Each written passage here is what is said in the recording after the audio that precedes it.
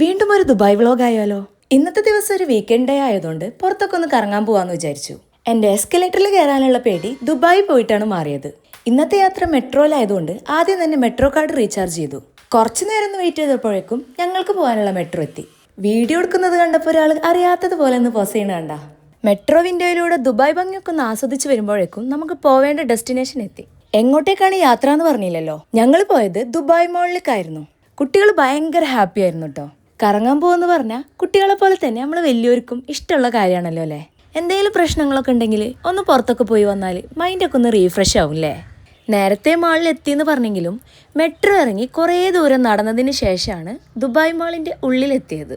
മാളിലെത്തിയപ്പോഴേക്കും ഞങ്ങൾ നടന്ന് കുഴഞ്ഞിട്ടുണ്ടായിരുന്നു. Time and money is very important. So കണ്ട കടകളിലൊക്കെ കയറി ഇറങ്ങി കണ്ട സാധനങ്ങളും മേടിച്ച് പൈസയും സമയം വെറുതെ ചിലവാക്കാൻ നിന്നില്ല. ആദ്യം തന്നെ മാളൊക്കെ ഒന്ന് ചുറ്റിക്കറങ്ങി കണ്ടു. പിന്നെ കുറച്ച് ഫോട്ടോസും വീഡിയോസും എടുത്തു.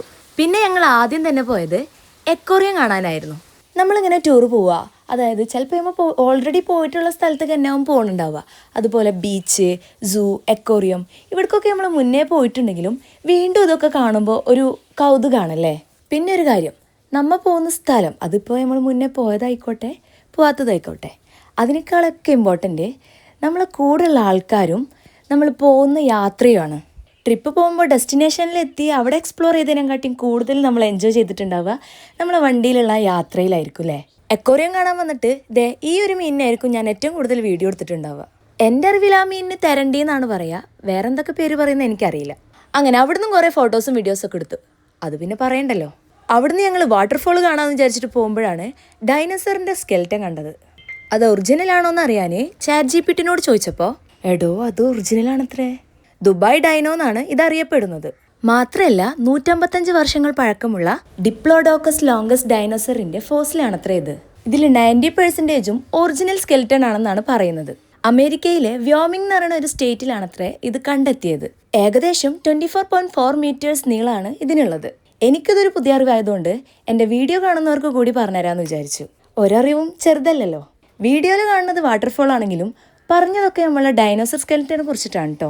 സ്കെൽറ്റൻ കണ്ടു കഴിഞ്ഞിട്ടാണ് നമ്മൾ വാട്ടർഫോൾ കാണാൻ പോയത്. ദുബായിൽ വന്ന ഒട്ടുമിക്ക ആൾക്കാരും ഈ വാട്ടർഫോളിൻ്റെ ഫ്രണ്ടിൽ നിന്ന് ഫോട്ടോസ് എടുത്ത് സ്റ്റാറ്റസ് സ്റ്റോറി ആക്കുന്നത് ഞാൻ കണ്ടിട്ടുണ്ട്. ഞാനും അതൊട്ടും കുറച്ചില്ല, ചറ പറയുന്ന ഫോട്ടോസ് എടുത്ത് കൂട്ടി.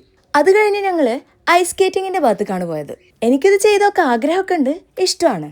പക്ഷേ തലയും കുത്തി നിലത്തെടുക്കുന്നുള്ളതുകൊണ്ട് ആ ഭാഗത്തേക്ക് ഇതുവരെ തിരിഞ്ഞു നോക്കിയിട്ടില്ല. എന്നാൽ പിന്നെ അടുത്ത വീഡിയോ ആയിട്ട് കാണാം. അപ്പോൾ ശരി, ഞാൻ പോട്ടെ, ബായ്.